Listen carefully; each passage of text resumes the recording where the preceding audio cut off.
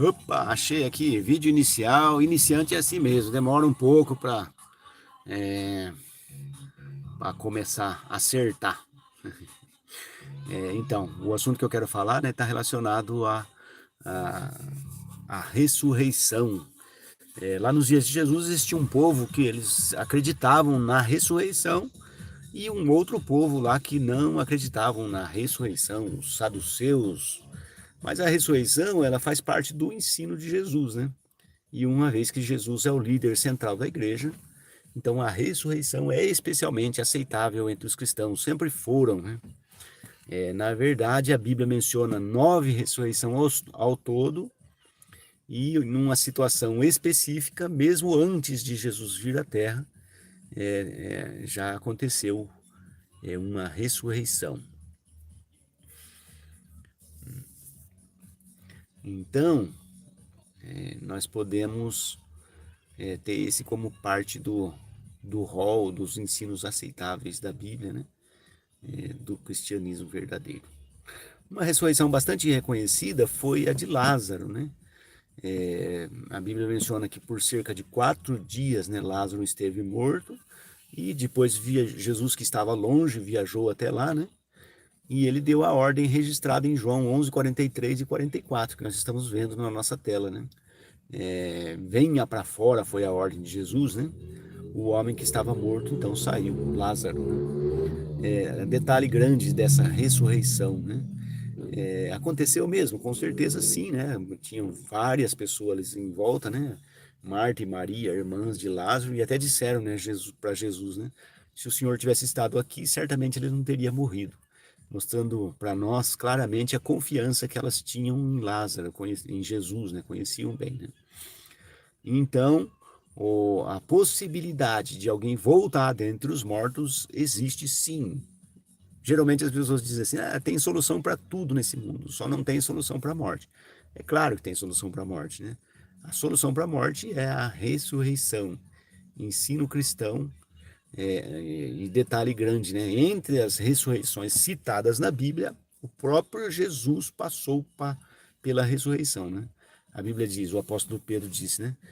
Que Jesus foi morto e a este Jesus Deus ressuscitou.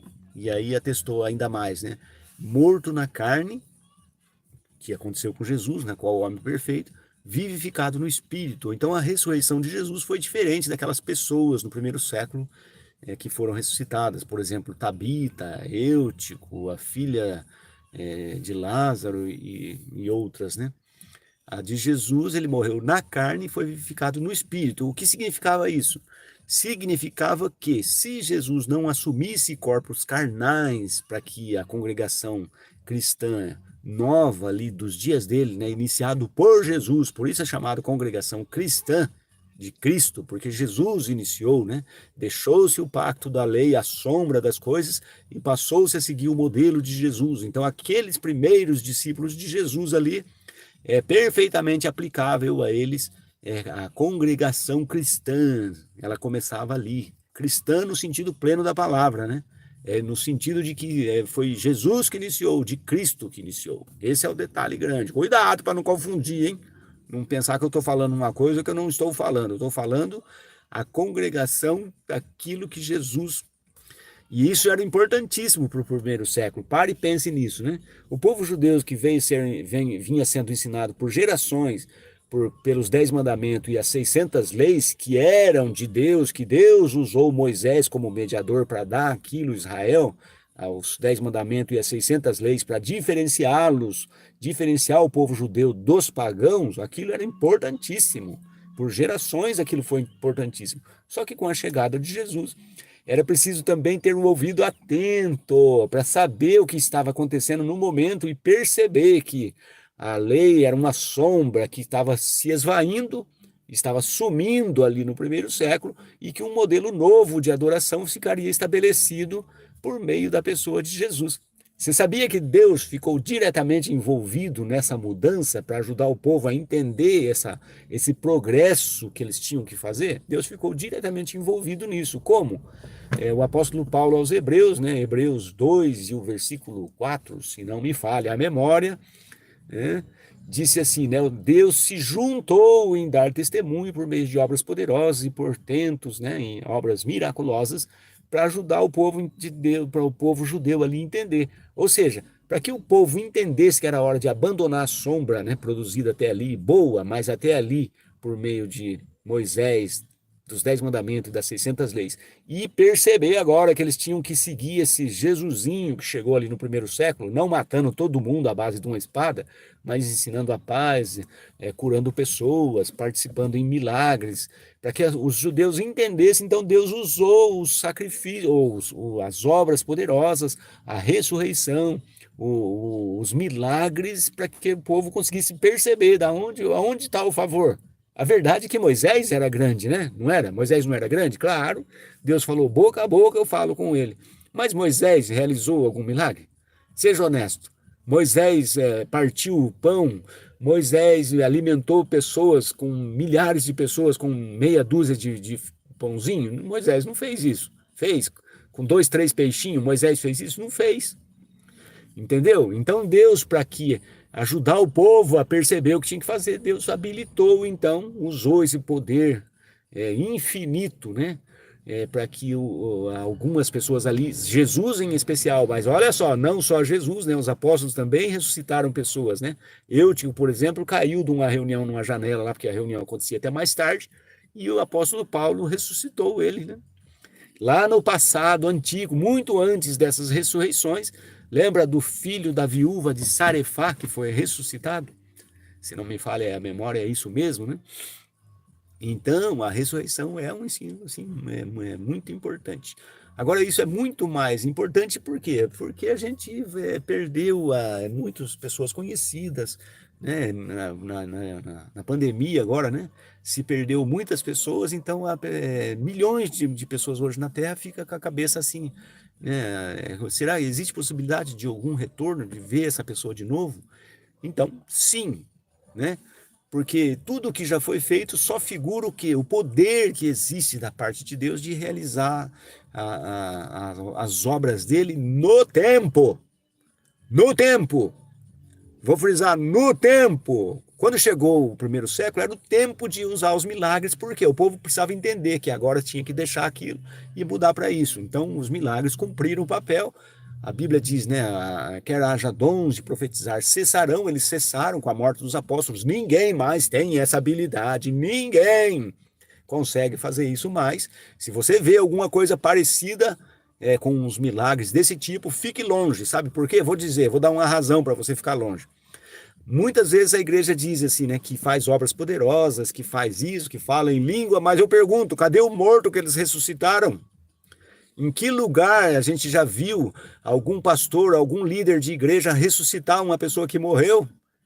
Não, vamos lá e vamos ver se ela está morta mesmo, se tem batimento cardíaco, se tem tudo ali, está na condição mesmo de morto, não é um morto simulado, não é, né? Porque tem situações que quase dá para simular uma pessoa que morreu. E aí então o pastor pega ali e o ministro e ressuscita essa pessoa como Paulo fez, né? Como Jesus fez e como outros fizeram. Por que eu estou falando isso? Porque o mesmo Espírito que consegue dividir, alimentar milhares de pessoas com 7 pães e 3 peixinhos, conseguiu também ressuscitar Lázaro, ressuscitou Eutico, ressuscitou uma série de pessoas. Então, se a igreja hoje ela faz os milagres que ela diz que faz, então ela deveria ressuscitar também os mortos, pelo menos alguns para a gente ver, né? Mas isso nunca foi feito na atualidade, porque não tem homem para fazer isso. Eu desafio, não existe homem com capacidade para fazer isso. Não existe, né? Agora, ao cuidado. Talvez você fale assim, mas você é um crítico estúpido das Escrituras. Não é. Quem disse isso foi Jesus. Jesus falou, né? A religião que a gente veria nos últimos dias, elas teriam um apego descomedido ao nome dele. Foi Jesus que disse isso, está lá no capítulo 7. E aí lá os crentes reclamam, Senhor, a gente não fez muitas obras poderosas em teu nome. E Jesus diz assim, olha, afaste-se de mim porque eu nunca vos conheci. Eu nunca conheci vocês. Por quê? Porque Jesus tinha um apego central em fazer a vontade de Deus. né? Ele é a vontade do Pai. E a igreja hoje tem a mania profetizada por Jesus de ter um apego descomedido ao nome dele e se deslocou do Pai, se debandou do Pai. O Pai não é mais mencionado na igreja. Na verdade, a igreja foi confundir ou colocar Jesus no trono e abandonou Deus. Deus de hoje, o Deus moderno, que devia ser todo mundo conhecer, ele está quase igual, ele está exatamente igual àquele do Areópago, onde Saulo de Tarso entra num lugar que, se ele pregasse e não soubesse o que ele falar, ele poderia morrer. Daí então ele, na inteligência espiritual dele, ele viu lá entre os altares um que estava escrito assim: há um Deus desconhecido. E aí então ele publicou as boas novas de Jesus, usando aquele altar a um Deus desconhecido, e tudo ficou perfeito. Ele falou a pessoas que certamente matariam ele se ele dissesse besteira, mas ele usou de capacidade, né, de esperteza espiritual, de inteligência, né, de discernimento, e conseguiu pregar para pessoas que não aceitariam a mensagem dele, com certeza, se ele falasse alguma bobagem de um jeito errado, né? Então, hoje, o que tem é isso. Na verdade, eu não me sinto seguro, né? Eu estou no comércio há um monte de tempo. Eu não me sinto seguro de pegar uma nota de R$ 100 e olhar para ela, esfregar, apalpar a nota, olhar na sombra do sol, olhar não sei aonde, e eu dizer assim: olha, eu tenho certeza que essa nota é verdadeira. Mas, no entanto, as pessoas entram nas religiões e falam assim: eu tenho certeza que aqui eu vou ganhar salvação. Eu sou sincero, você vai dar com os burros na água. É isso que vai acontecer, vamos dar com os burros na água. Porque, olha só, se a religião, aquela que se baseou em Moisés, nos 10 mandamentos, nas 600 leis, repare isso, olha, presta atenção nesse comentário. Se aquela religião que foi verdadeira o tempo inteiro, quando Jesus chegou na Terra, ela estava decaída da santidade dela, né? E essa própria religião não identificou o Messias, o Salvador do mundo. Elas não identificaram Jesus, o Salvador do mundo, que veio para eles, diretamente para eles. Jesus não veio para outros povos, Jesus veio para Israel. Notou?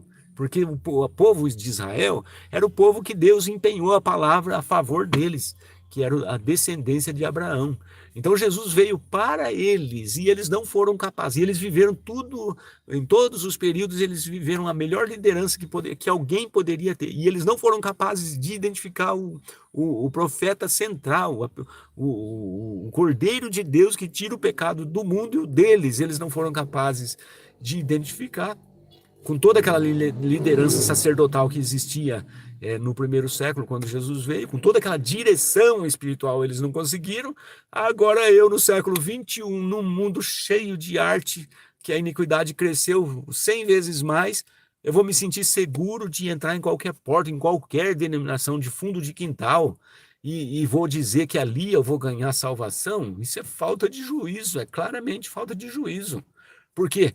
A religião, ela é responsável, querendo nós aceitar ou não, ela é a responsável principal da morte de milhões de pessoas. Se você ler lá o Revelação 18, lá dá uma ordem bem específica: sai dela, meu povo, se não quiser receber parte das suas pragas, porque os pecados dela se acumularam até o céu. E ali está falando da igreja, lá está falando da religião, da atuação da religião, porque ela é mais repreensível do que qualquer outra coisa. Por que a igreja é mais repreensível do que qualquer outra coisa? Porque a política já ensina sujeira. No comércio, a gente quer só ganhar a vida, mas o comércio é ganancioso, selvagem.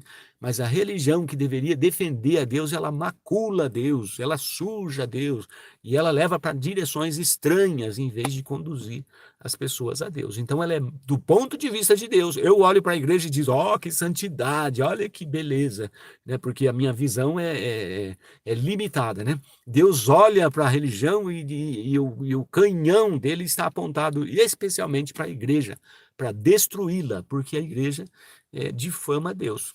Agora você está achando que eu estou exagerando. Então tá, vou dar a primeira. Sabe o primeiro mandamento lá para Israel? Então, nele está quase que uma espécie de primeiro mandamento da atualidade, né? Vem o seu reino, Mas antes de pedir venha o seu reino, Jesus disse, Pai nosso no céu, região geográfica diferente da qual Jesus estava. Daí diz, santificado seja o teu nome, não o meu nome. Jesus disse, santificado seja o teu. Essa expressão teu é de alguém diferente, não é de Jesus. Senão ele podia ter dito, santificado seja o meu nome. E aí eu te pergunto, cadê a santificação do nome de Deus que a igreja vem fazendo? Aonde você entra na igreja, que a igreja tem como objetivo central identificar o nome do Todo-Poderoso para que as pessoas conheçam, tá vendo? E isso é só uma pinceladinha.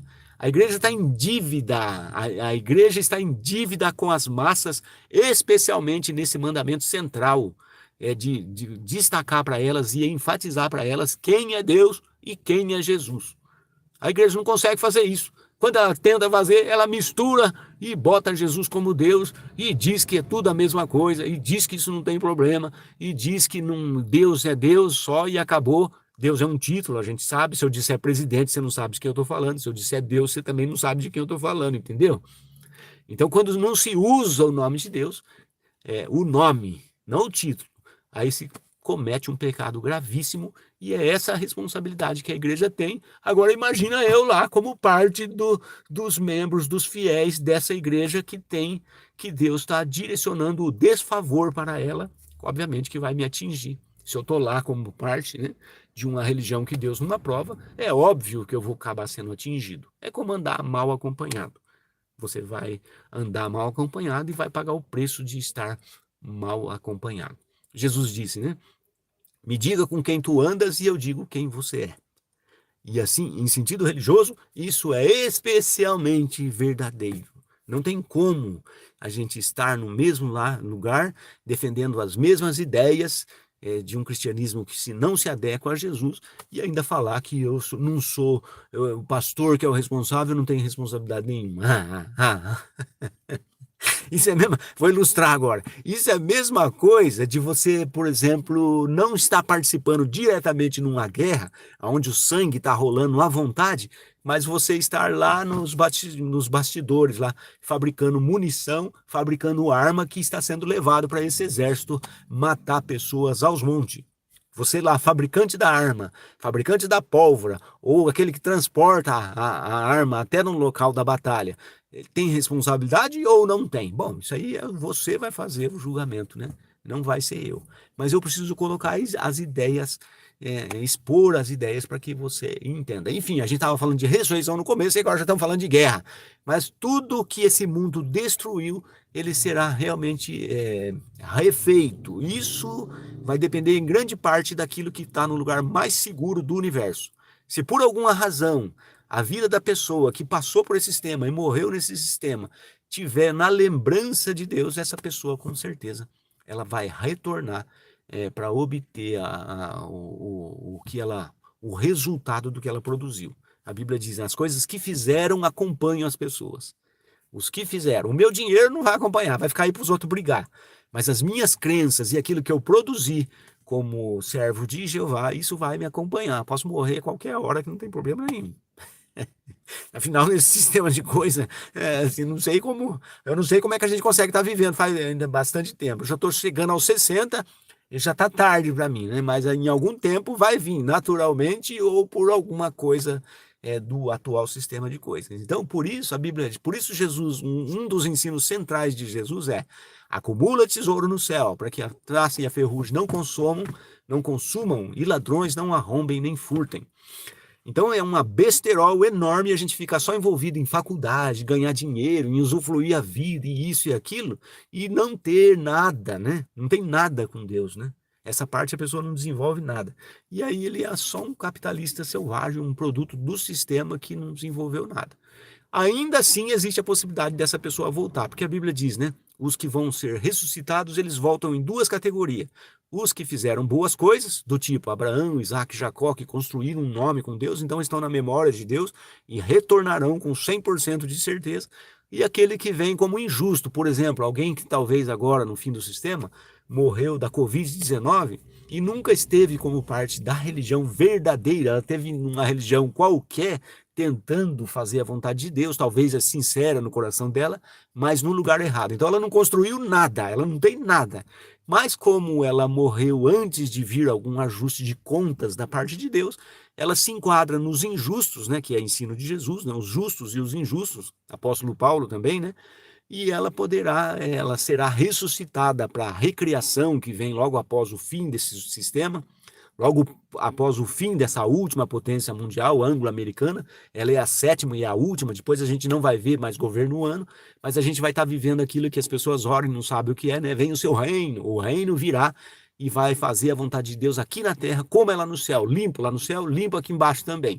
E então, nesse tempo, as pessoas vão ser ressuscitadas e os injustos estarão aqui também. Eles passarão, então, por um processo de progresso espiritual bem semelhante ao que precisava lá no primeiro século. E se eles aceitarem de bom grado, se eles se adequarem, aí então, mesmo a pessoa não tendo construído nada, ainda assim ela vai ser beneficiada, né, da bondade em excesso do Todo-Poderoso. Sim, bondade em excesso, né? Porque olha o mundo de hoje. Qualquer um de nós hoje resolveria destruir esse mundo amanhã. Hoje, eu já destruiria hoje. Eu botava a ordem na casa hoje. Eu faria os mansos receber a coisa hoje. Eu faria a justiça hoje. Eu acabaria com a fome hoje. Mas se eu tivesse poder para fazer isso, mas não tem.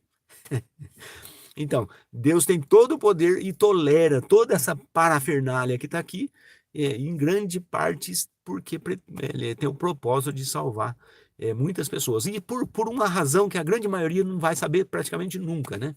É porque Deus, no tempo que ele quiser restabelecer todas as coisas no devido lugar, ele pode fazer isso com 100% de certeza. Então, para alguém assim, a tolerância é maior, porque ele pode arrumar a casa em qualquer tempo. Imagine uma baderna que as crianças podem fazer, aí eu deixo elas fazer toda a baderna porque eu sei que eu chego lá com 10, 15 minutos, eu boto tudo em ordem. Então é Deus. Ele está deixando toda essa baderna aqui embaixo, porque quando ele botar a mão, ele consegue fazer. Para nós é uma coisa irreparável. Quando alguém morre, as tragédias da guerra, as tragédias que a gente vê, né, no sentido, no meio ambiente, a coisa fala, puxa, a gente fica bombardeado porque para nós é impossível de restabelecer as coisas, mas para Deus não é. Então, essa grande diferença entre capacidade é que faz com que a gente fique destruído por dentro. Deus também não está gostando, obviamente, né? Mas ele tem condições, né? Acima de qualquer ideia nossa, pessoal, de restabelecer as coisas por lugar. Então, daí a tolerância dele é muito maior. E eu vou te dizer, hein, essa tolerância divina, ela submete o melhor dos homens na terra à prova. Sim, vou repetir, a tolerância, o fato de Deus ser longânime, além da medida, né, no nosso ponto de vista imperfeito, que vive 70, 80 anos, essa tolerância de Deus, ela submete a gente à prova, porque às vezes a gente não consegue entender por que aparentemente demora tanto para resolver um problema que já parece que já passou da hora de ser resolvido. Por quê? Porque nós somos limitados, mas Deus não é, felizmente. Mas é isso aí. Já está ficando longo, vou interromper, senão vou passar 2, 3 horas, depois vai ficar difícil de assistir esse vídeo e perseverar nele. Afinal, o cara que está atrás da tela não é um bonitão, não é uma loirona, não é uma ruiva, é um cabra que já passou da idade e vamos encerrar por aqui. Mas fica o convite de ser súdito do reino de Deus. Salmo 72 e o versículo 8. É só entrar em contato e pedir a diretriz ou instruções para continuar avançando.